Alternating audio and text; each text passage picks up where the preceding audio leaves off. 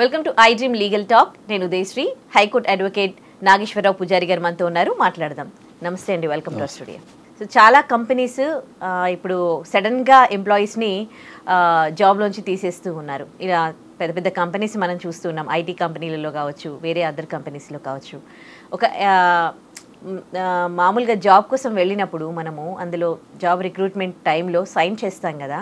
So మనం sign చేసేటప్పుడు ఎలా కేర్ఫుల్, ఏ విషయంలో మనం చాలా కేర్ఫుల్గా ఉండాలి? ఇప్పుడు జనరల్గా ఏంటంటే ఎక్కడైనా కూడా ఒక ఎంప్లాయ్మెంట్ కాంట్రాక్ట్ అంటూ అయితే ఉంటుంది. మనకు పెద్ద పెద్ద జాబులు చేసేటప్పుడు కానీ, ఐటీ జాబులు కానీ, బ్యాంకింగ్ వ్యవస్థలో కానీ చేసినప్పుడు కంపల్సరీ మనకు ఎంప్లాయ్మెంట్ కాంట్రాక్ట్ అనేది కంపల్సరీ ఉంటుంది. సో ఎంప్లాయ్మెంట్ కాంట్రాక్ట్లో మీరు ప్రధానంగా గమనించాల్సింది ఏంటంటే, మనకు ఎప్పుడైనా కూడా చూసినప్పుడు టర్మినేషన్ పార్ట్ అనేది ఒకటి చాలా జాగ్రత్తగా చూసుకోవాలి.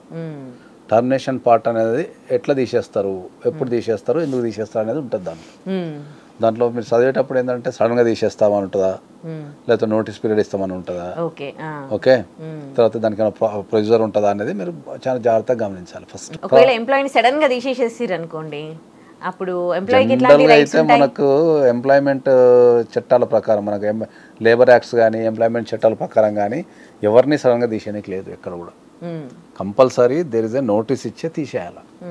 నోటీస్ ఇవ్వకుండా తీసేయడానికి లేదు. ఒక్కొక్క కంపెనీకి దాని ఇండస్ట్రీని బట్టి అక్కడ రూల్స్ అండ్ రెగ్యులేషన్స్ ఫ్రేమ్ చేయబడతాయి. కొన్ని కంపెనీలు 1 month నోటీస్ ఇస్తారు, కొన్ని కంపెనీలు 2 months నోటీస్ ఇస్తారు, కొన్ని కంపెనీలు 3 months నోటీస్ ఇస్తారు. డిపెండ్ అపాన్ ద జాబ్ ప్రొఫైల్ని బట్టి, కంపెనీని బట్టి, రిక్వైర్మెంట్ బట్టి వాళ్ళు సెట్ చేసుకుంటారు అవి. కాబట్టి దాంట్లో ఉన్న ఎంప్లాయ్మెంట్ కాంట్రాక్ట్లో ఎంత టైం ఉందో అనేది చూడాలి. మనం చూసి దాని ప్రకారం నేర్చుకోవాలి. రెండోది వచ్చేసి మనకు బాండ్ అడుగుతుంటారు ఎక్కువ. ఏది ఎంప్లాయ్మెంట్లో కొత్తగా చేర్చుకునే వాళ్ళని బాండ్ అడుగుతారు.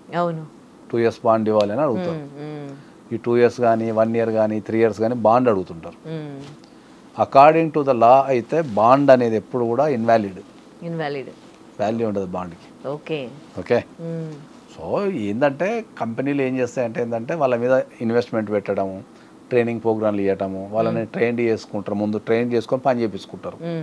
సో వీళ్ళు సడన్గా ట్రైనింగ్ అయిన తర్వాత సడన్గా మానేస్తే మళ్ళీ వీళ్ళకి ఇబ్బంది అవుతుంది కదా అని చెప్పేసి బాండ్ రాసుకుంటారు ఎక్కువ. ఎక్కడన్నా బాండ్ రాశారంటే దాని అర్థం వాళ్ళకు స్కిల్డ్ డెవలప్మెంట్ ప్రోగ్రాంలో భాగంగానే వాళ్ళని బాండ్ రాసుకుంటారు. వాళ్ళకు ట్రైనింగ్ ఇచ్చి వాళ్ళ మీద ఇన్వెస్ట్మెంట్ పెట్టి 2-3 నెలలు 4 నెలలు 5 నెలలు జీతాలు ఇచ్చిన తర్వాత వాళ్ళని తీసుకుంటారు కాబట్టి ఆ బాండ్ రాస్తారు. ఆ బాండింగ్ రాసేటప్పుడు ఏంటంటే దాంట్లో ఏమైనా హెవీ ఫైన్స్ ఉన్నాయా అనేది చూసుకోవాలి బాగా ప్రధానంగా.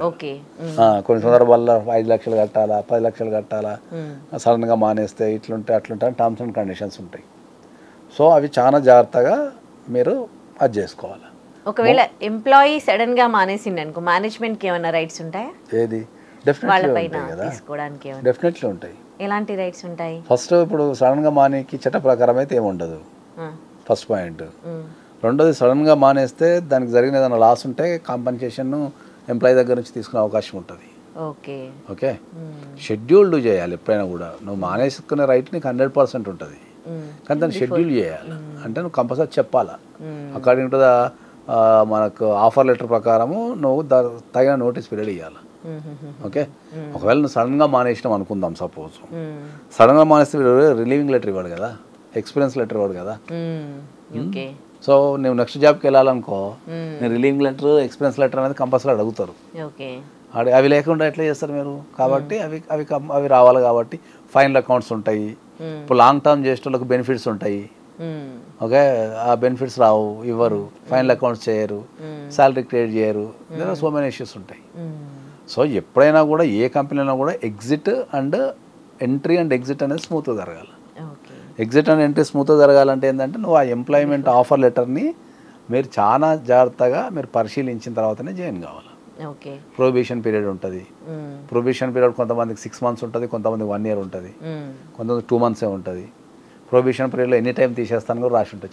చాలా ఎంప్లాయ్మెంట్ కాంట్రాక్ట్లలో మీరు ప్రొబేషన్లో ఉన్నారు, ప్రొబేషన్ పీరియడ్లో ఎనీ టైం తీసేస్తామని కూడా ఉంటుంది.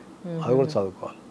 అట్లా ఒకవేళ కంపెనీస్ టు కంపెనీ మారినప్పుడు పిఎఫ్ విషయంలో ఏమైనా కంపెనీస్ ఇన్వాల్వ్మెంట్ అనేది ఉంటుందా? పిఎఫ్ విషయంలో ఎప్పుడు కంపెనీ ఇన్వాల్వ్మెంట్ ఏముండదు. వాళ్ళు ఇబ్బంది పెట్టే ఛాన్సెస్ లేవా కంపెనీ నుంచి ఇంకో కంపెనీకి వెళ్తే? ఏముండదు. అది పిఎఫ్కి అంటే ఎంప్లాయీకి సంబంధించిన ఇష్యూ. అది ఓకే పిఎఫ్ ఇక్కడ ఉన్నంత కాలం వీళ్ళు కట్టేస్తారు, మళ్ళీ అక్కడ కొత్త కంపెనీకి పోయినప్పుడు ఈ నెంబర్ అక్కడ ఇచ్చేయాలి మనం. ఓకే ఆ షిఫ్టింగ్లో ఆ ఏసుట్లో ఏమైనా చిన్న చిన్న డిస్టర్బెన్స్ ఉంటాయి, కానీ కంపెనీ టు కంపెనీ చేంజ్ అయినప్పుడు పిఎఫ్కి సంబంధించి కంపెనీకి ఏం అధికారం ఉండదు. కాకపోతే మీరు పిఎఫ్ కంపెనీ కడుతుందా లేదా అనేది చెక్ చేసుకోవాలి. కొన్ని చిన్న లెవెల్ కంపెనీలు ఉంటాయంటే, కొన్ని చిన్న లెవెల్ ఉన్న కంపెనీలు ఏం చేస్తాయంటే పిఎఫ్ కడుతున్నాం అని చెప్పి ప్లేసిప్లో మీకు పిఎఫ్ కట్టినట్టు అవన్నీ ఇచ్చేస్తారు. వీళ్ళేమో పిఎఫ్ కడుతున్నారు కదా అని అనుకుంటారు. ఓవర్ ద పీరియడ్ పోయిన తర్వాత ఒక 3-4 సంవత్సరాలు పోయిన తర్వాత వీళ్ళకి ఎప్పుడైనా పైసలు అవసరం అయ్యే పక్కన పోతే అక్కడ అసలు పిఎఫ్ఏ ఉండదు. అప్పుడు మరి ఏంటి, వాళ్ళ మీద చీటింగ్ కేసు పెట్టాల్సిందే. కొన్ని చిన్న లెవెల్ కంపెనీలు, స్టార్ట్అప్ కంపెనీలు, ఒక 20 మంది పనిచేసేటోళ్ళు, 50 మంది పనిచేసేటోళ్ళు, కొత్తగా ఎదుగుతున్న కంపెనీలలో ఇట్లాంటి మోసాలు జరుగుతుంటాయి. కొంతమంది పిఎఫ్ ఉంటేనే పనిచేస్తాం అనటం లాంటివి జరుగుతుంటాయి. కాబట్టి కొన్ని సందర్భాల్లో కంపెనీకి కొన్ని పిఎఫ్ లాంటిది పెడితేనే వాళ్ళకి ఏమైనా ఎగ్జామ్షన్స్ వచ్చే అవకాశం ఉంటుంది. కాబట్టి వీళ్ళ దగ్గర ఫండ్స్ లేక పిఎఫ్ ఇస్తాను మాటిస్తారు, తర్వాత నీకు ప్లేసిప్లో పిఎఫ్ చూపిస్తుంటాడు జమ చేసినట్టు, ఒరిజినల్ పిఎఫ్ ఉండదు. ఈ కొద్దిగా చాలా మంది పట్టించుకోరు. 2 years 3 years అయిన తర్వాత ఏదో అవసరం వచ్చినప్పుడు చూస్తే లాస్ట్ పిఎఫ్ ఉండదు. సో దాన్ని కూడా వెరిఫికేషన్ చేసుకోవాలి. ఇప్పుడు పెద్ద కంపెనీలలో అంటే మీకు ఎంఎన్సీ కంపెనీలో అట్లా ఏం ప్రాబ్లం ఉండదు, కానీ ఏదైనా కొత్తగా మీరు చేరుతున్న కంపెనీలో కనుకైతే ప్రాబ్లం ఉంటుంది. థ్యాంక్ యూ సో మచ్ అండి. And for more videos, please subscribe to iDream. Please subscribe to iDream. Please subscribe iDream. And please subscribe to iDream. For more videos, subscribe to iDream. please like, share and subscribe to the channel. Congratulations, iDream. Subscribe to iDream. Subscribe to iDream. So subscribe to iDream Media. iDream ki iDream team andarki huge congratulations. Please subscribe iDream Media. Please subscribe to iDream. Subscribe iDream. Please subscribe to iDream. iDream అంటే నా కళల ఛానల్ను subscribe చేసుకున్నారు, నోరు తిరుగుతలేదు, మీరైతే గంట గుర్తు కొట్టండి. For more such videos, please subscribe to iDream. Subscribe to iDream. Please subscribe to iDream. Please subscribe iDream Media. Please do subscribe to iDream. Please subscribe to iDream Media. For best entertainment and information, please subscribe iDream. And don't forget to subscribe to iDream.